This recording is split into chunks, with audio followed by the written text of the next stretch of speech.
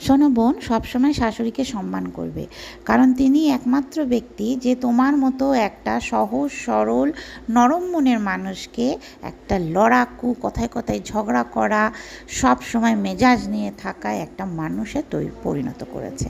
তাই জন্য শাশুড়িকে কিন্তু সব সময় মন থেকে ধন্যবাদ দেবে।